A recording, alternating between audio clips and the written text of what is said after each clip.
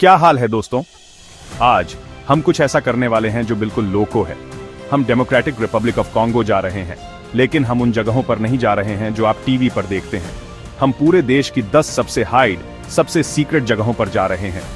मैं उन जगहों की बात कर रहा हूं जिनके बारे में ज्यादातर लोगों ने कभी सुना ही नहीं है। हम अमेजिंग वाटरफॉल्स देखने वाले हैं, इनक्रेडिबल वाइल्ड लाइफ से मिलने वाले हैं और ऐसे आइलैंड्स एक्सप्लोर करने वाले हैं जो किसी मूवी से निकले हुए लगते हैं। मैं आपसे प्रॉमिस करता हूं कि यह हमारे द्वारा बनाए गए सबसे बड़े वीडियोस में से एक है और आप एक भी सेकंड मिस नहीं करना चाहेंगे। अब आप मेरी वॉइस सुनेंगे, एक अमेरिकन मेल नरेटर जो आपको इस अमेजिंग एडवेंचर में गाइड करेगा। हमने इस वीडियो को अमेजिंग फैक्ट्स और व्यूज से भर दिया है, लेकिन असली चैलेंज आखिर में आता है। वीडियो के आखिर तक बने रहना श्योर करें, क्योंकि मैंने रास्ते में कुछ क्लूज छिपाए हैं। फाइनल चैप्टर में मैं आपसे 2 ट्रिविया क्वेश्चंस पूछूंगा और अगर आपने ध्यान दिया है तो आपको जवाब पता होंगे। ये सिर्फ रैंडम जगहें नहीं है, ये DRC के असली हिडन जेम्स हैं। ऐसी जगहें जो इस अमेजिंग कंट्री को देखने के आपके तरीके को पूरी तरह से बदल देंगी। तो तैयार हो जाइए, क्योंकि हम मिस्टीरियस ब्लैक वाटर लेक से लेकर ऐसे एनिमल्स वाले पार्क्स तक सब कुछ एक्सप्लोर करने वाले हैं जो अर्थ पर कहीं और नहीं देखे जा सकते। कमेंट्स में दोनों ट्रिविया क्वेश्चंस का सही जवाब देने वाला पहला व्यक्ति हमारे अगले वीडियो में शाउट आउट पाएगा। यह सिर्फ एक जर्नी से बढ़कर है। यह DRC के सीक्रेट्स को डिस्कवर करने का एक मिशन है। इस एडवेंचर को शुरू होने दें। क्या आप तैयार हैं? क्योंकि मैं हूं। चलो चलें। ठीक है, DRC के हमारे इनक्रेडिबल टूर का पहला स्टॉप ये लोला या बोनोबो सैंक्चुअरी है। और यार, ये जगह वाइल्ड है। ये कोई चिड़ियाघर नहीं है, ये लिटरली बोनोबोस के लिए एक हेवन है। ये एप्स चिंपैंजी के शांत चचेरे भाई जैसे हैं और ये सिर्फ DRC में पाए जाते हैं। ये सैंक्चुअरी अनाथ बोनोबोस को बचाती है जो पोचिंग के शिकार हुए हैं, और उन्हें रहने के लिए एक बहुत बड़ा जंगल देती है ताकि वे बस बोनोबोस जैसे रह सकें। यह एप्स के लिए एक 5 स्टार रिजॉर्ट जैसा है और यह प्लैनेट के सबसे इंपॉर्टेंट कंजर्वेशन प्रोजेक्ट्स में से एक है। तो ज्यादातर टूरिस्ट्स ने इस जगह के बारे में कभी क्यों नहीं सुना? क्योंकि यहां पहुंचना अपने आप में एक एडवेंचर है। यह टूरिस्ट रूट पर नहीं है, यह किंशासा के बाहर छिपा हुआ है और आपको इसे देखने की बहुत इच्छा होनी चाहिए। लेकिन यही इसे इतना स्पेशल बनाता है। आप भीड़ से नहीं लड़ रहे हैं, आप कुछ रॉ और रियल देख रहे हैं। आप इन अमेजिंग एनिमल्स को एक सेफ हेवन में थ्राइविंग देख रहे हैं जो सिर्फ उनके लिए बनाया गया है। यह एक पावरफुल एक्सपीरियंस है और ऑनेस्टली उन्हें खेलते और इंटरैक्ट करते देखना बस माइंड ब्लोइंग है। हमने पूरा दिन यहीं बिताया, बस उन्हें देखते रहे। स्टाफ लिटरली हीरोज हैं जो अपनी जिंदगी इन एनिमल्स को डिवोट कर रहे हैं। वे हर एक बोनोबो को उनके नाम से जानते हैं, उनकी पर्सनैलिटीज, उनकी स्टोरीज। ये केवल एक स्पीशीज को बचाने के बारे में नहीं है, ये इंडिविजुअल्स को बचाने के बारे में है। उनके पास एक पूरा सिस्टम है जहां ओल्डर फीमेल बोनोबोस अनाथ बच्चों को अडॉप्ट करती है और उन्हें पालती है। ये एक पूरी सोसाइटी है और हमें इसे देखने के लिए फ्रंट रो सीट मिली। सबसे क्रेजी बात यह है कि यह सैंक्चुअरी दुनिया में अपनी तरह की अकेली है। अगर ये जगह नहीं होती तो इन बोनोबोस के पास जाने के लिए कोई जगह नहीं होती। इस विशाल जंगल के किनारे खड़े होकर पेड़ों से गूंजती बोनोबोस की आवाजें सुनना, ये वाकई आपको छू जाता है। ये सिर्फ एक हिडन जेम नहीं है, ये उम्मीद की किरण है और हम अभी तो बस शुरुआत कर रहे हैं। ठीक है, अगर आपको लगा था कि बोनोबोस कूल थे तो इसके लिए तैयार हो जाओ। हम जोंगो फॉल्स में हैं और मैं आपको बता रहा हूं, तस्वीरें और वीडियो इसे जस्टिस नहीं देते। ये मेरी लाइफ की सबसे पावरफुल और सबसे शानदार चीजों में से एक है जो मैंने कभी देखी है। अफ्रीकन फेमस वाटरहॉल्स के बारे में जो कुछ भी आप जानते हैं वह सब भूल जाओ, क्योंकि यह जगह एक सीक्रेट है जिसे नेचर ने छुपा रखा है।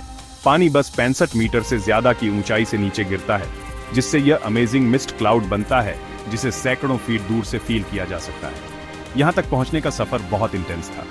हम घंटों तक इन रफ बम्पी सड़कों पर ड्राइव करते रहे, जंगल में और अंदर जाते रहे। कभी कभी मुझे यकीन नहीं था कि हम सही रास्ते पर जा रहे हैं या नहीं, लेकिन फिर आपको यह सुनाई देने लगता है। पहले यह एक हल्की गुनगुनाहट होती है और फिर यह तेज और तेज होती जाती है जब तक यह बहरा कर देने वाली दहाड़ नहीं बन जाती। और जब आप आखिर में पेड़ों से होकर गुजरते हैं और पहली बार फॉल्स देखते हैं तो ये बस वाह, ये प्योर रॉ पावर है। सबसे क्रेजी बात यह है कि जब हर कोई विक्टोरिया फॉल्स या टुगेला फॉल्स देखने के लिए भागता है, जोंगो इंटरनेशनल टूरिस्ट्स के लिए लगभग पूरी तरह से रडार से बाहर रहता है। ये एक लोकल लेजेंड है, एक ऐसी जगह जहां लोकल लोग नेचर की पावर को फील करने आते हैं, लेकिन इसे कमर्शियलाइज नहीं किया गया है। कोई बड़े बड़े होटल्स नहीं हैं, कोई सुवेनियर शॉप्स नहीं है, बस वाटरफॉल और जंगल है। ऐसा लगता है जैसे आपने एक खोई हुई दुनिया खोज ली है। हमने यहाँ घंटों बिताए ये सब समझने की कोशिश करते हुए। पानी का वॉल्यूम जो नीचे गिरता है वह हिप्नोटाइजिंग है। आप बेस तक वॉक कर सकते हैं और अपने फेस पर स्प्रे फील कर सकते हैं, और साउंड बस ओवरवेलमिंग है। ये एक हिडन जेम की डेफिनेशन है। यह आपकी सोच से कहीं ज्यादा बड़ा, ज्यादा लाउड और ज्यादा एपिक है, और लगभग कोई नहीं जानता कि यह मौजूद है। लेकिन हमने इसे ढूंढ लिया, और अब आप भी जानते हैं। चलो चलते हैं। जोंगो फॉल्स के रोरिंग पावर से हम पूरी तरह से काल्मी वाली जगह पर आ गए हैं। इज्वी आइलैंड में आपका स्वागत है, जो लेक कीवू के बिल्कुल बीच में है। और दोस्तों, जब मैं कहता हूं कि यह जगह पीसफुल है, तो मेरा मतलब है कि यह एक अलग ही लेवल पर है। यहाँ कोई पेव्ड रोड्स नहीं है, बहुत कम कार्स हैं, और यहाँ का साउंड ट्रैक सिर्फ पक्षियों की आवाज है, बच्चों का हंसना और किनारे से लेक की धीमी आवाज। ऐसा लगता है कि हम टाइम में पीछे चले गए हैं। आइज्वी अफ्रीका के सबसे बड़े इनलैंड आइलैंड्स में से एक है, फिर भी ये मेनलैंड की भागदौड़ और केओस से दुनिया भर की दूरी पर है। इसे आइलैंड ऑफ पीस कहा जाता है। इसके पीछे एक वजह है। जबकि इसके आसपास के क्षेत्रों में टर्मोइल रहा है, यह आइलैंड काल्मी का एक सैंक्चुअरी बना रहा है। यहाँ के लोग एग्रीकल्चर, फिशिंग और कम्युनिटी की एक इनक्रेडिबल सेंस के साथ सिंपल लाइफ जीते हैं। सभी एक दूसरे को जानते हैं, और उन्होंने हमें सबसे बड़ी मुस्कुराहटों के साथ वेलकम किया। हमने अपना समय यहाँ कॉफी कवर्ड हिल्स और बनाना प्लांटेशंस को एक्सप्लोर करने में बिताया। हमने लोकल फिशरमैन के साथ बोट राइड की, जिन्होंने हमें अपनी ट्रेडिशनल टेक्निक्स दिखाई, इन इनक्रेडिबल वुडन वेसल्स का उपयोग करके, जो जनरेशन से इसी तरह बनाए गए हैं। यहाँ कोई बड़ी टूरिस्ट इंफ्रास्ट्रक्चर नहीं है। आप छोटे गेस्ट हाउसेज में रहते हैं, लोकल फूड खाते हैं और लोगों से कनेक्ट होते हैं। ये एक ऐसा ऑथेंटिक एक्सपीरियंस है जिसे आप खरीद नहीं सकते। ऑनेस्टली, ईजीवी छोड़ना मुश्किल था। ये ऐसी जगह है जो आपकी आत्मा को रिफ्रेश करती है। एक ऐसी दुनिया में जो हमेशा इतनी तेजी से चलती है, यह आइलैंड धीमा होने, कम्युनिटी और नेचर के साथ हार्मनी में रहने की खूबसूरती की याद दिलाता है। ये एक छिपा हुआ पैराडाइज है जो कॉन्गोलीज कल्चर के दिल को रखता है। अगर आपको कभी दुनिया से एस्केप करने की जरूरत पड़े तो यह जगह है। लेकिन हमारा एडवेंचर अभी खत्म नहीं हुआ है। आगे हम एक ऐसे रिमोट पार्क में जा रहे हैं जो पृथ्वी के कुछ सबसे रेयर एनिमल्स का घर है। ठीक है टीम, अब हम और डीप जा रहे हैं। ये माइको नेशनल पार्क है, पूरे अफ्रीका के सबसे रिमोट और मुश्किल से पहुंचने वाले नेशनल पार्क्स में से एक। यहाँ पहुंचना एक पूरा मिशन था। हम बात कर रहे हैं प्लेन्स, फिर जीप्स, फिर बोट्स और फिर मिलून तक पैदल चलना। यहाँ कोई टूरिस्ट लॉजेस नहीं है, कोई मार्क ट्रेल्स नहीं है। यह असली अनटेम्ड जंगल है। यह पार्क इतना आइसोलेटेड है कि यह दुनिया के कुछ सबसे रेयरेस्ट प्राणियों के लिए एक रेफ्यूज बन गया है। माइको 3 खास एनिमल्स के लिए फेमस है जो शायद ही कहीं और मिलते हैं। ग्रावर्स गोरिल्ला, ओकापी जो जेब्रा और जिराफ का मिक्स लगता है, और कॉन्गो पीफाउल। ये एनिमल्स बहुत शाई होते हैं और घने रेन फॉरेस्ट के डीप अंदर रहते हैं। बस एक को देखना ही एक लाइफ टाइम चैलेंज है। ये पार्क जंगल, नदियों और पहाड़ों का एक बड़ा अनटच्ड लैंडस्केप है जिसे उसकी अपनी रिमोटनेस ने प्रोटेक्ट किया है। हमने लोकल गाइड्स के साथ कई दिनों तक ट्रैकिंग की, जो इस जंगल को अपनी हथेली की तरह जानते हैं। वे ऐसे ट्रैक्स पढ़ सकते हैं जो आपको दिखेंगे भी नहीं, और ऐसी साउंड सुन सकते हैं जो आपको सुनाई भी नहीं देंगे। जंगल डेंस, ह्यूमिड और साउंड से भरा है। हर कदम ऐसा लगता है जैसे आप किसी ऐसे प्लैनेट की एक्सप्लोरिंग कर रहे हैं जिसे इंसानों ने अभी तक टच नहीं किया है। ये इंटिमिडेटिंग भी है और बिल्कुल ऑसम भी। आप इतनी विशाल और पावरफुल नेचर के सामने खुद को बहुत छोटा महसूस करते हैं। कई दिनों की सर्च के बाद हमारी लक अच्छी थी। हमें दूर से ग्रावर्स गोरिल्लास की एक फैमिली दिखी, और मैं आपको बता दूं, उन्हें उनके नेचुरल हैबिटेट में देखना, पूरी तरह वाइल्ड और फ्री, एक ऐसा पहल है जिसे मैं कभी नहीं भूलूंगा। ये बहुत इमोशनल था। ये पार्क सिर्फ एक जगह नहीं है, ये बायोडाइवर्सिटी का एक लिविंग ट्रेजर है। ये एक रिमाइंडर है कि दुनिया कैसी दिखती है जब नेचर इंचार्ज होती है। ये हमारे ट्रिप के सबसे टफ लेकिन सबसे रिवॉर्डिंग पार्ट्स में से एक था। आपको ये बिलीव नहीं होगा, हमने मिस्टीरियस लेक मेयंडोम्बे तक ट्रैवल किया है, और ये देखो, पानी काला है। ये गंदा या पोल्यूटेड नहीं है, ये नेचुरली काला है। पानी आसपास के स्वाम्पी फॉरेस्टों में सड़ती हुई वेजिटेशन से निकले टैनिन से रंगीन हो गया है, जिससे ये एक बड़े ब्लैक टी लेक जैसा लगता है। ये सबसे सरियल और स्ट्रेंज लैंडस्केप्स में से एक है जो मैंने देखा है। ऐसा लगता है जैसे हम किसी दूसरे प्लैनेट पर हैं। ये लेक पूरा बहुत बड़ा है, जहां तक नजर जाती है, और ये हजारों लोगों की लाइफ है। लोकल फिशिंग कम्युनिटीज पानी के ठीक ऊपर स्टिल्ट्स पर बने विलेजेस में रहती है। उनकी पूरी लाइफ इस मिस्टीरियस ब्लैक लेक के इर्द गिर्द घूमती है। हम इन विलेजेस में से एक में जा पाए और ये अमेजिंग था। वे लॉट कैनूज में पानी में नेविगेट करते हैं, डार्क पानी में अपने नेट्स फेंकते हैं, ऐसी मछलियां पकड़ते हैं जो इस यूनिक एनवायरनमेंट में एडेप्ट हो चुकी हैं। यहाँ के लोग बहुत वेलकमिंग थे। उन्होंने हमारे साथ अपनी स्टोरीज शेयर की, ये बताते हुए कि लेक उन्हें वो सब कुछ कैसे देता है जो उन्हें चाहिए। वे नेचर से इतनी डीपली कनेक्टेड लाइफ जीते हैं। उनके स्टिल्ट हाउसेस को देखना, बच्चों को अपने पोर्चेस से सीधे काले पानी में स्विमिंग के लिए कूदते हुए देखना, ये एक पूरी तरह से अलग लाइफस्टाइल है। ये देखना अमेजिंग है कि लोगों ने कैसे एडेप्ट किया है ऐसे यूनिक और चैलेंजिंग एनवायरनमेंट में रहने के लिए। लेक मैनडोम्बे के बीच में कैनोए में फ्लोट करना, अपने चारों ओर काले पानी के साथ और ऊपर एंडलेस स्काई के साथ, ये एक सरियल एक्सपीरियंस है। साइलेंस सिर्फ पानी में डूबते पैडल की आवाज से टूटता है।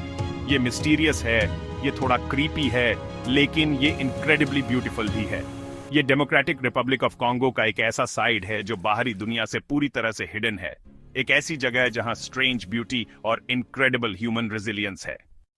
ओके, अगर आपको लगा था कि झोंगो फॉल्स बहुत ज्यादा थे, तो आपको यह देखना होगा। हम बोयोमा फॉल्स पर हैं, जिसे स्टैनली फॉल्स भी कहते हैं।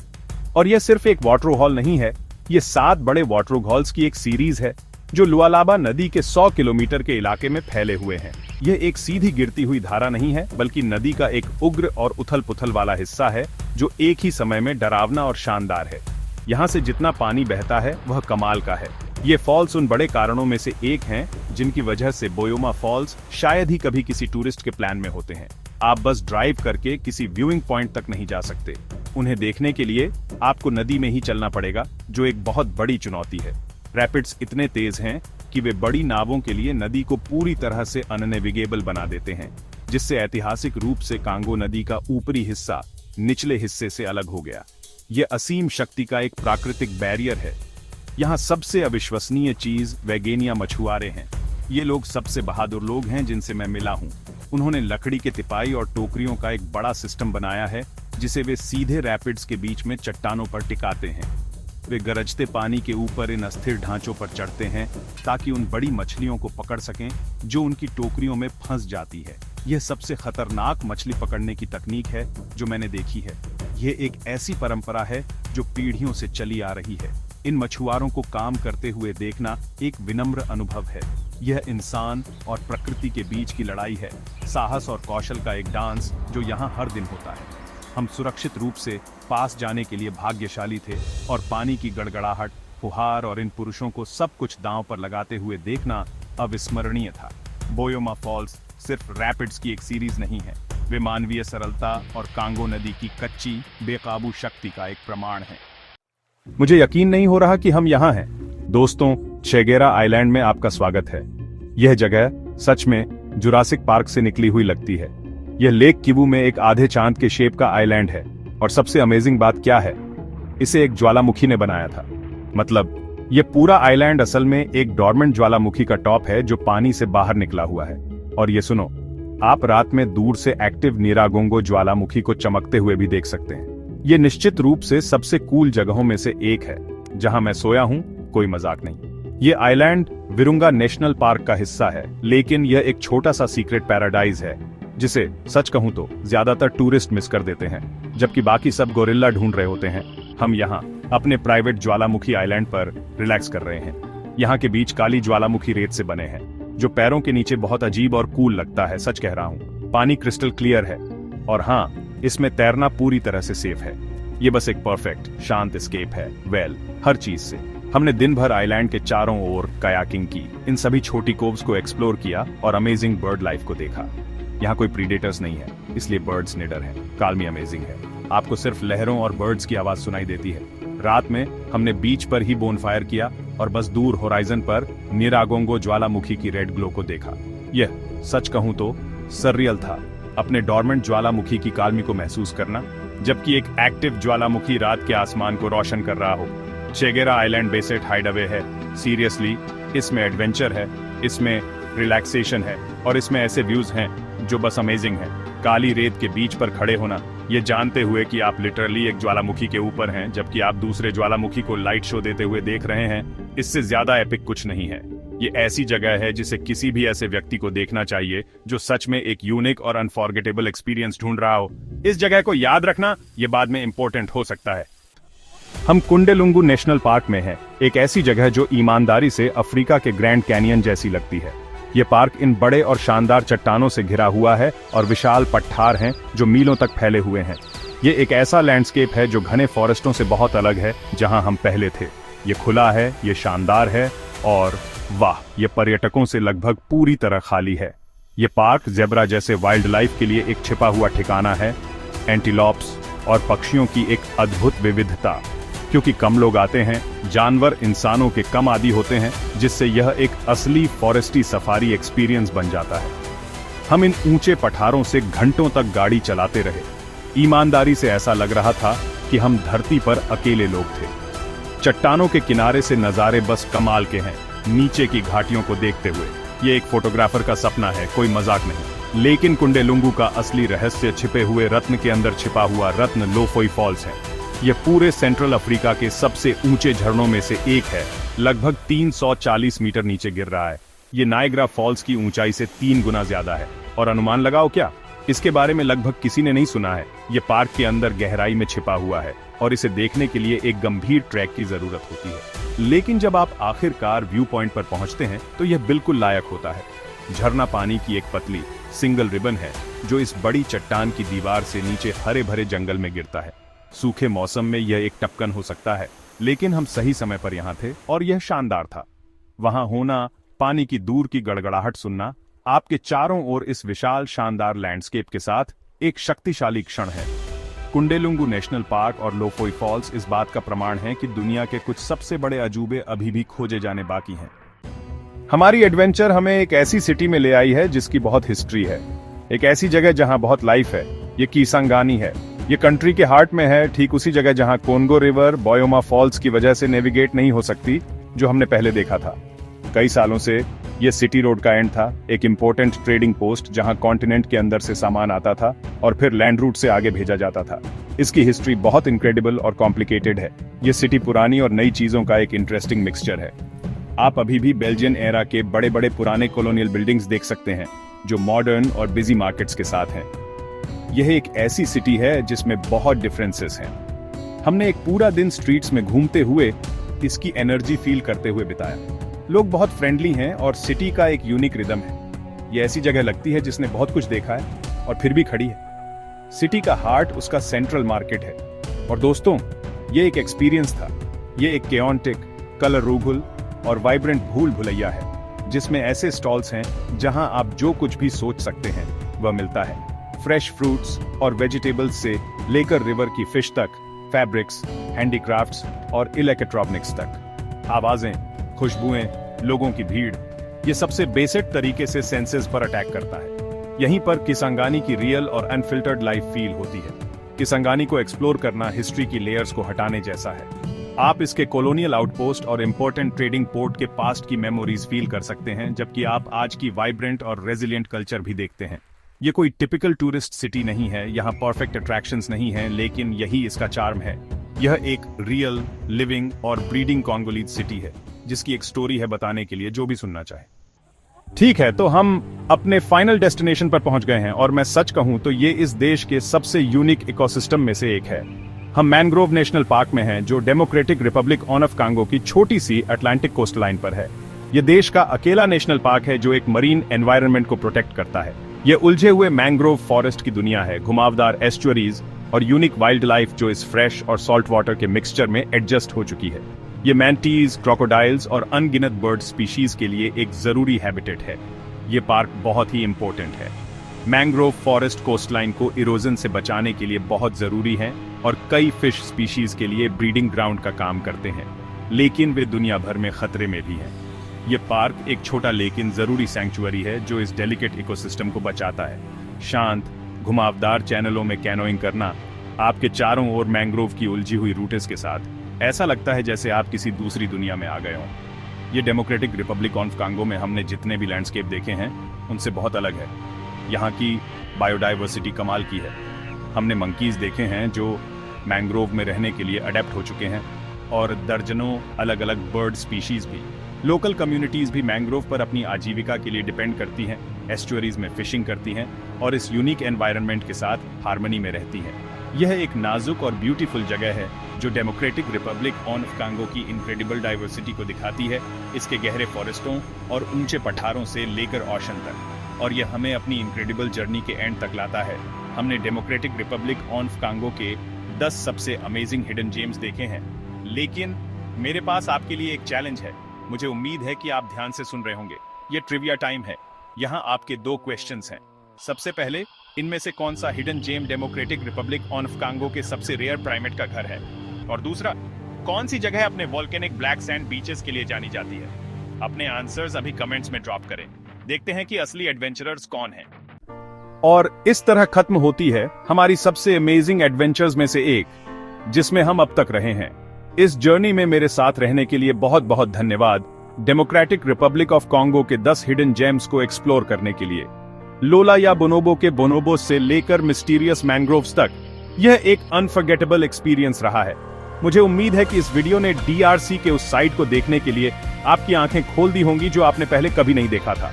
और उन सभी को बहुत बहुत शाउट आउट जिन्होंने ट्रिविया में हिस्सा लिया। मैं ये देखने के लिए कमेंट्स चेक करूंगा कि किसने पहले सही आंसर्स दिए। अगर आपको यह अमेजिंग एडवेंचर पसंद आया और आप ऐसे और भी देखना चाहते हैं तो प्लीज मुझ पर एक बड़ा फेवर करें और उस लाइक बटन को दबाएं। इस वीडियो को उस फ्रेंड के साथ शेयर करें जिसे इसे देखने की जरूरत है। और सबसे जरूरी बात, सब्सक्राइब करें और नोटिफिकेशंस ऑन कर लें ताकि आप हमारी अगली अमेजिंग वीडियो मिस न करें। हर क्लिक चैनल को ग्रो करने में हेल्प करता है और हमें आपके लिए और भी बड़े और बेहतर एडवेंचर्स पर जाने देता है। इस वीडियो से इंस्पायर हुए सभी एडवेंचरर्स के लिए प्लीज इस खूबसूरत दुनिया को रिस्पॉन्सिबली एक्सप्लोर करना याद रखें। लोकल कल्चर्स की रिस्पेक्ट करें, एनवायरनमेंट को प्रोटेक्ट करें और इन अमेजिंग प्लेसेस को उससे बेहतर छोड़ें जैसा आपने उन्हें पाया था। देखने के लिए एक बार फिर से धन्यवाद। अगली बार मिलते हैं।